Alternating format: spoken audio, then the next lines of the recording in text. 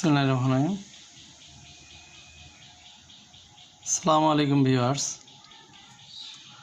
আমি একটি নতুন বিষয় নিয়ে আপনাদের সামনে হাজির হলাম। সেটা হচ্ছে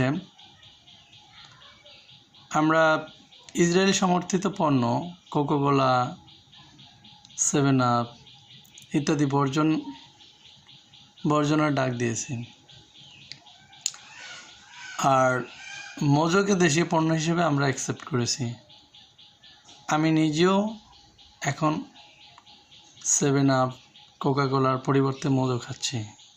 কিন্তু মজার ব্যাপার হলো, মোজো কোম্পানি আমাদের এই সেন্টিমেন্টকে কাজে লাগিয়ে তারা 1 লিটার মোজোর 40 টাকা মূল্য থেকে এখন 60 টাকা মূল্য ধার্য করছে। আমি মোজো কোম্পানির কাছ থেকে এর যৌক্তিক কারণ যদি থাকে সেটা জানালে আমাদের জন্য ভালো হয়, নয়তো মানুষ একটা সময় মোজোকেও বর্জন করা শুরু করবে। হ্যাঁ, দাম বৃদ্ধির একটা লিমিট থাকবে, কিন্তু আনলিমিটেড বৃদ্ধি এটা আসলে গ্রহণযোগ্য নয়। তাই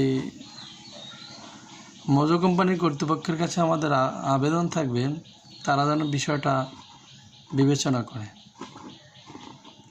ভালো থাকবেন।